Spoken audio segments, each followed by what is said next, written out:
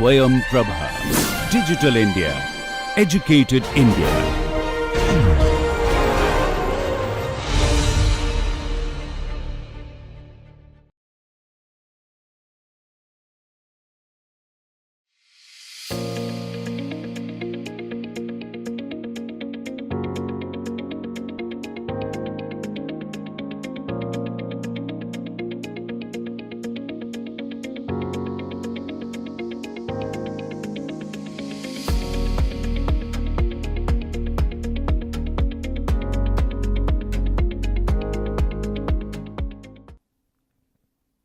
Hello and welcome to lecture 38. We started discussing about design of low speed axial flow compressor. So in last lecture we started discussing about transformation or use of low speed facility in order to test high speed compressors, and we have discussed some of the important aspects that's what need to be considered. So today, as we have discussed in last lecture, we will be starting with the data that's what is given to us. Now here in this case, we will be starting with our initial case. We will be discussing today how to start doing the design using the free vortex concept. So let's move it. So we are asked to do design for free vortex concept or using free vortex concept. Second, that's what is by using our fundamental method, and third, that's what is by using force vortex method. Now for all this method, as we have discussed during our classes, very first thing that's what we need to do is we need to do our calculation at the mid station. So here this is what is a hint. It says we need to do our calculation at the mid station. Suppose for present case we are doing our calculation at 50% span because this compressor is a low speed compressor. So at mid station we need to decide with what is our mean diameter. We need to do our calculation for different velocity components and different velocity flow angles. We need to use our fundamentals of velocity triangle. We are looking for peripheral speed, we are looking for axial speed, mass flow rate, all these parameters, that's what is coming into the picture. Based on that, we need to calculate different entry and exit flow angles, absolute flow angles. We need to check with what is our degree of reaction, diffusion factor, de-Holler's factor. We need to calculate different angles called camber angle, deviation angle, stagger angle, and based on that we will be making our framework, initial framework. Then what design method we are adopting or what design approach we will be adopting, that's what will be modifying my calculation at different stations. So fundamental part for all the three design discussion, that's what will remain same. Our initial calculation, that's what is happening at the mid station or mean section. Now what all data that's what is available with us is my entry temperature, entry pressure, what pressure rise we are expecting, our efficiency that's what is given 80%, mass flow rate is 4 kg per second, rotational speed is 2400 rpm, tip diameter is 400 mm, aspect ratio given is 1, and chord is given 100 mm. And one more parameter, that's what is flow coefficient based on tip peripheral speed is 0.73. Let's assume some data, we will be having gamma equal to 1.4. My work done factor, that's what we are assuming to be 0.98. My entry flow angle and exit flow angle, it says 0 degree, and specific heat at constant pressure, that's what we are taking 1.005 kilojoule per kg Kelvin. Okay, now let's start with. So our fundamental, that's what will be remain here. It says suppose this is what is my rotor. At the mid section I will be calculating my CW, that's what is my whirl component at the exit. If my mean diameter or the radius is known to me, I can calculate my CW into R equal to constant. That's what will remains constant throughout my span. Here in this case it is given my entry flow angle, that's what is 0. I have axial entry, that means my whirl component at the entry CW1, that's what is equal to 0. Now once we calculate this constant, we need to apply this constant in CW into R, that's what is equal to that number, and that's what we will be applying at different radius. That's what will be giving us what will be my whirl distribution at different stations. Now once we are calculating our whirl component, we are able to calculate our blade angles, we are able to calculate our flow angles, we are able to calculate all parameters which we are looking for at different station. So at this moment, let's see, suppose say this rotor I'll be dividing into 11 stations, okay, and this is what is my mid station, that's what is at say 50% of my span, okay. Now let's start with, so very first thing, that's what is we need to calculate what is our mean diameter. So what all we know, we are given with the aspect ratio. So here if you look at, this is what is say, I can say this is what is my rotor and this is what is my stator. That's what is having aspect ratio is 1. That means my height of the blade to chord ratio, that's what is say 1. Okay. So I can say my height, that's what is equal to 0.1 meter. Now we have given our tip diameter, that's what is say 400 mm. So if my tip diameter, that's what is known to me, and if I know what is the height of my blade, we can calculate what will be my hub diameter and what will be my mean diameter. So here in this case, if we consider say my hub diameter, that's what we can write down. This is what is equal to 2 times dh by 2 minus height of my blade. If we are calculating that, it says my hub diameter, that's what is coming 0.2 meter. We can calculate what will be my mean diameter, it is nothing but my average d tip plus d hub divided by 2, that's what is giving me my mean diameter to be 0.3. So this is what is the location where we will be doing all our calculation for the initial stage. Now once we know what is our mean diameter, we can calculate the peripheral speed at the mid station.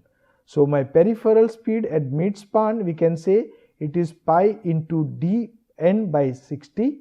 Since my rotational speed is given, that is 2400 rpm, my mean diameter we have calculated 0.3, that's what is giving say peripheral speed at the mid span as 37.69 meter per second. Okay. Similarly, we can do our calculation at the tip station because my casing diameter is also known to me. So we can write down it is pi into n into dt by 60. My tip diameter given, it is 0.4. Okay. So that's what is giving my tip peripheral speed as 50.26 meter per second. Now very important parameter for us is to calculate the axial velocity. Since we are given with CA by U tip, that's what is 0.73. So based on that we can calculate what will be our axial velocity. So it says my axial velocity, it is coming 36.69 meter per second. Now this axial velocity, that's what we are assuming constant throughout my stage. Okay. So this is what will be helpful for us to go with say next step calculation. So now we know what is our axial velocity, we know what is our peripheral velocity or peripheral speed. So next thing, that's what is to calculate what will be my flow angles. Okay. So if we are looking for the flow angle, say it says I am having axial entry, so my alpha 1 at mid station, that's what is equal to 0, and based on this velocity triangle we can calculate what will be my beta 1. Okay, that is what is say my relative flow angle. So that's what we can write down my tan beta 1 equal to um by Ca. Since my peripheral speed at mid station is known and axial velocity is known, that's what will be giving me my beta 1 it is coming 45.77 degree. Okay. Now no other parameter, that's what is known to us at this moment for the further calculation. So what we will be doing, say we will be taking, it says I am expecting pressure rise of 1000 Pascal through this stage. Okay. Under that configuration, what we will be doing, say at the mid station we will be taking this, say 1000 Pascal pressure. So it says at exit my total pressure I can calculate, it is P01 plus delta P0, that's nothing but 101325 plus 1000, that's what will be giving me 102.32 kilopascal. So now I have my total pressure at the outlet, I have my total pressure at the inlet. Once we know this pressure at inlet and outlet, we can calculate what will be my pressure ratio. So it says if we are taking P02 by P01, it is coming 1.0099. Okay. Now since we know what is our pressure ratio, we can calculate what will be my temperature rise, total temperature rise. So we know from our fundamental, we can say my P02 by P01, that's what we are writing as a P01 plus delta P0 by P01 to the power gamma minus 1 over gamma minus 1 into T01 divided by polytropic efficiency. Now for this case, my entry temperature, it is given, it is 298. Our efficiency also is given, it is 80%. So we can calculate what will be my total pressure rise in a stage at mid station. That's what is coming 1.0467 Kelvin. Now this is what will be very helpful to us for moving further. Now be careful, when we are not having any data, just dig in the details what is available. If not, then maybe you need to go with certain assumptions. So that is also one of the possibility. Okay, if you recall, when we were discussing how to decide with, say, per stage pressure rise for initial stage, for say middle stage and for rear stages, there along with pressure ratio and efficiency, we were given with delta T0 range also. So that is also one of the startup for our calculation. Okay, so keep that also in mind. Okay, now here what we know, we can compare our aerodynamic work and thermodynamic work at mid station. So we can write down Cp delta T0, that's what is, say, my work done factor UCA 10 beta 1 minus 10 beta 2. Here in this case, my delta T0 is known to me, my work done factor is known, peripheral speed at mid station is known, axial velocity is known, and beta 1 we have calculated. So that's what will be giving me what will be my relative blade angle or relative flow angle at the outlet of my rotor. So this is what is coming, say 14.1 degree. Now we can say we have data, that's what is available. We know what is our beta 1, what is our beta 2.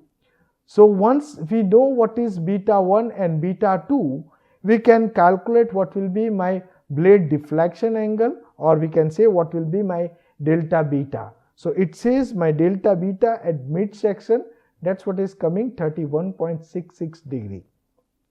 Okay. Now we want to calculate what will be, say, total amount of work, that's what is required, or what need to be the power supply to this kind of compressor. So in order to do that calculation, we can calculate what is our specific energy. You can say that's what is Cp into delta T0. Since these numbers are known to us, we can say that's what is coming 1051.93 joule per kg. Now we are looking for what will be our power consumption. We can write down that's nothing but mass flow rate into specific energy. If we are putting that number, it says my total work required or power input required to run this compressor, it is coming 4.20 kilowatt. This is what is very important when we are deciding, say, making these experimental facilities. So this is what will be giving, like roughly what need to be my specification for the motor. Okay. Now, once we have calculated what all we know about beta 1, beta 2, alpha 1, we will be doing our further calculation for other angles and velocity components, because that's what is important for calculation of our parameters called say diffusion factor, degree of reaction, for all other flow angle calculation. These are the fundamental requirements. So we can say, if we are looking at this outlet velocity triangle for the rotor, we can say my 10 beta 2 at mid station, that's what is given by U minus CW2 divided by CA. Okay. Now that's what will be giving me what will be my say tangential speed, or what will be my swirl velocity. So my swirl velocity, that's what is coming as say 28.47 meter per second. This is what is very important for us, because we are discussing at this moment design using free vortex concept, where we are looking for our tangential velocity component or whirl velocity component into radius, that's what will be coming to be constant. So this is what we are looking for. Okay. Now based on this velocity triangle, we can calculate what will be our alpha 2. This 10 alpha 2 we can write down, that is CW2 by CA, and that's what is coming 37.8 degree. Do not get confused in sense of CA1, CA2. We have assumed our axial velocity to be constant. Okay. Now all these numbers, they are known to us. At mid station we can calculate our degree of reaction, because my degree of reaction, that's what is given by CA by 2U 10 beta 1 plus 10 beta 2. This blade deflection angle or my blade angles or relative flow angles beta 1 and beta 2 at mid station, they are known to us. We can put in this equation, and that's what is giving me my degree of reaction at mid station to be 0.62. Okay, we can say this is what is a reasonable number at this moment. Okay. Now we are also looking for the number, that's what is called de Holler's factor or de Holler's number, that is nothing but my relative velocity ratio. So let's calculate this relative velocity component. So if we are talking about the entry, we can say my V1, it is given by CA by cos beta 1. Okay. Since at mid station we know what is our cos beta 1, that's what is giving me my relative velocity at the entry as 52.6 meter per second. Okay. Same way we can do our calculation for relative velocity at the exit, that's what is given by CA by cos beta 2. If we are putting that number, it says my relative velocity at the outlet, it is coming 37.83. Now physically we need to understand these numbers.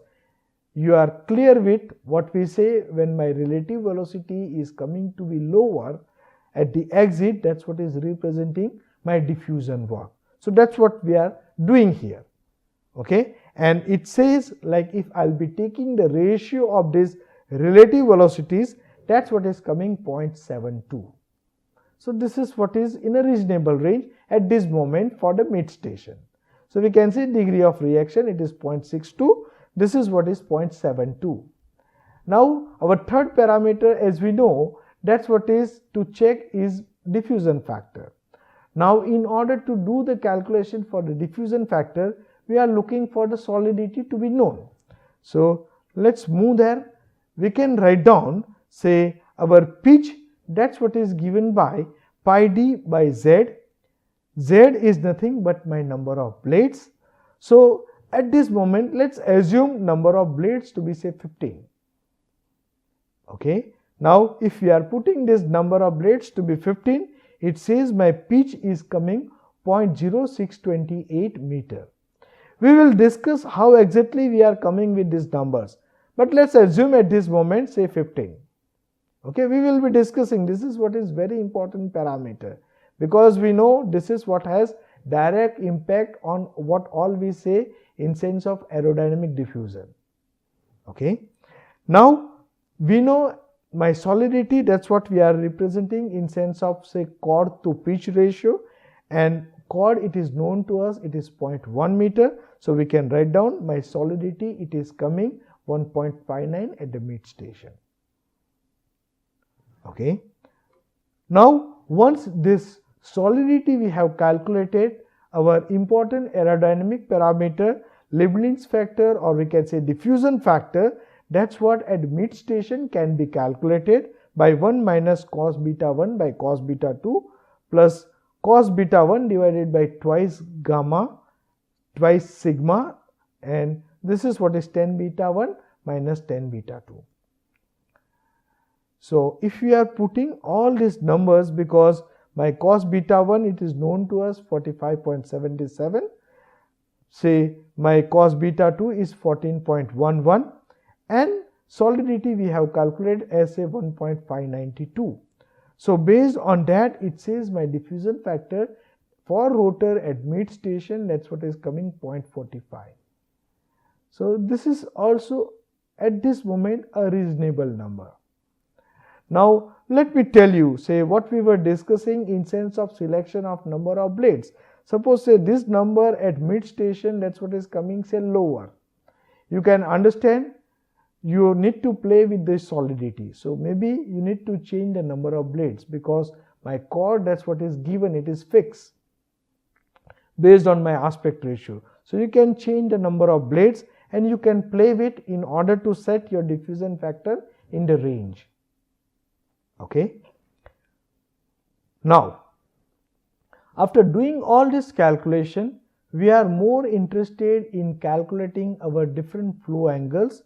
Suppose if we are looking here, we are looking for what will be my camber angle, what will be my stagger angle, what will be my incidence angle, and what will be my deviation angle.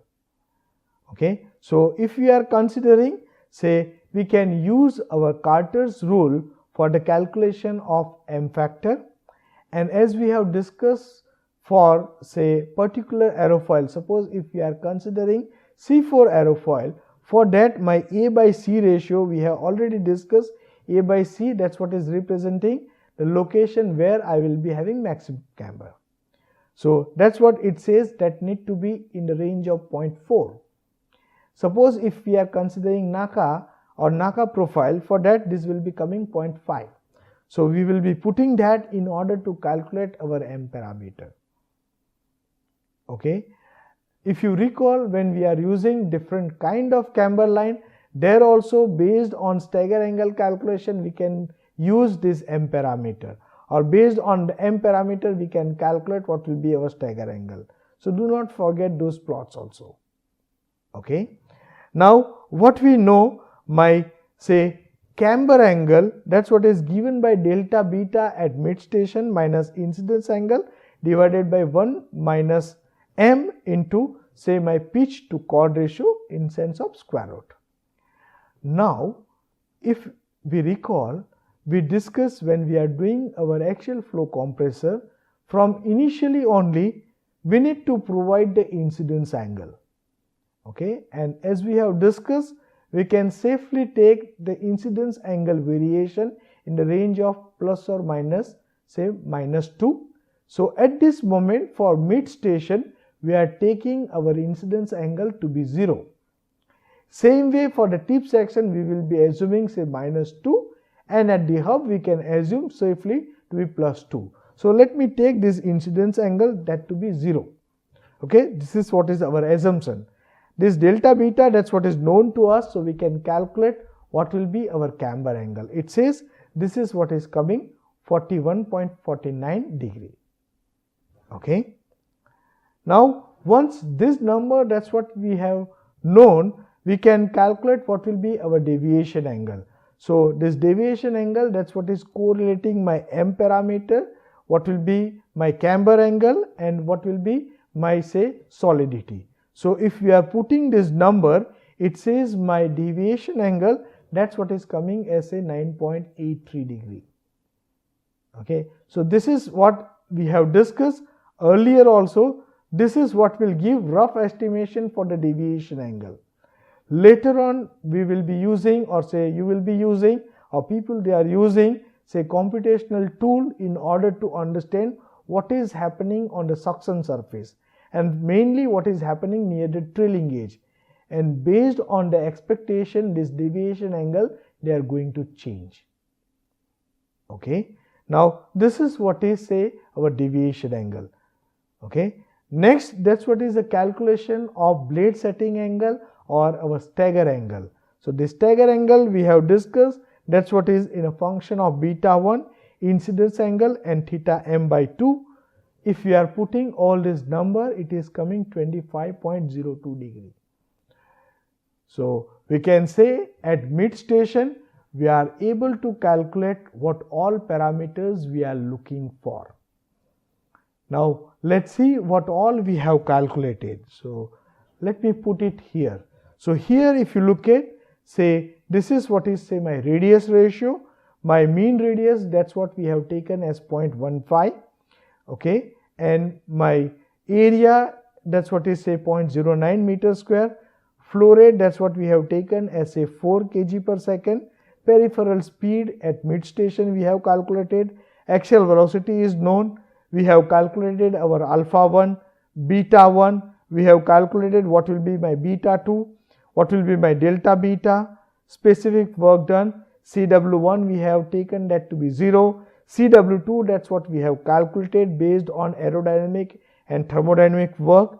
We can say we have calculated our degree of reaction, our relative velocities at the entry and exit. Based on that we have calculated relative velocity ratio.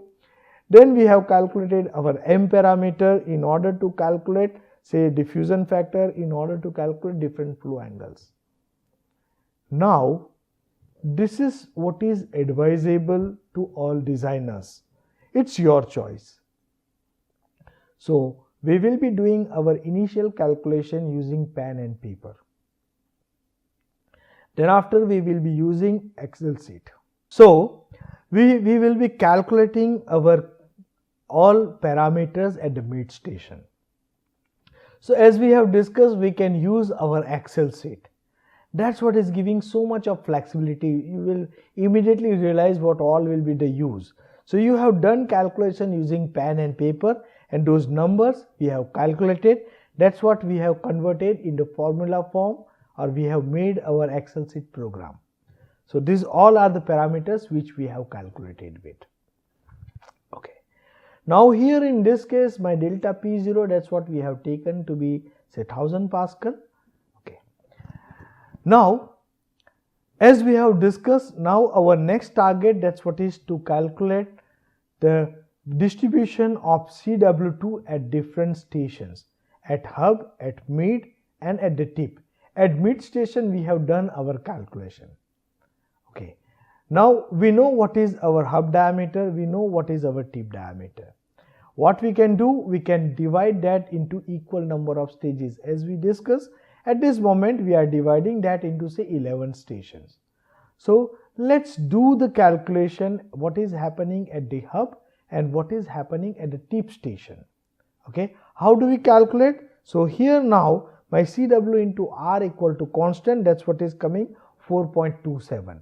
So at any station this radius, that's what is known to me, this constant is known to me, I can calculate what will be my CW. So let's see. So we will be putting this as a CW into R equal to constant. That's what we have done calculation. It says 4.27. Now based on this formula, at any station we can write down what is our whirl component. It is constant divided by my radius, and beta angle at particular station also that we can calculate. It is U minus CW2 divided by CA. So at hub, if we are considering, we know our hub radius, that's what is coming say 0.1. So if we are putting that number, it says my whirl component at the hub, it is say 42.7 meter per second. Our beta 2, that's what we are calculating at the hub, it is coming minus 25.59. Same way we can do our calculation at the tip station, because at tip we know our radius, that's what is 0.2 meter, that's what is giving 21.35 meter per second, and my beta at the tip, beta 2 at the tip, it is 38.23 degree. So, the way in which we have done our all parameter calculation, that's what can be done here. So, what we mean is we can do our calculation for alpha 2, we can do our calculation of relative velocities, we can do our calculation for degree of reaction, we can do our calculation for pitch, we can do our calculation for diffusion factor, then we can calculate all angles. So, let me put it in a compilation form here. Okay. So, here if you look at what we have done, say this is what is Excel sheet program dot what we can make, or you need to make a practice using the Excel sheet programming. That's what is little easy and flexible to us when we are doing the design part. So, this is what is our mid station as we have discussed, and this is what is representing my hub station where our radius is 0.10, and at the tip station my radius, that's what is 0.20. Okay, and this is what is all my calculation at the mid station. If you consider here this Excel sheet program, it is designed in such a way we can do our calculation for CW into R at mid station, that's what is coming 4.27.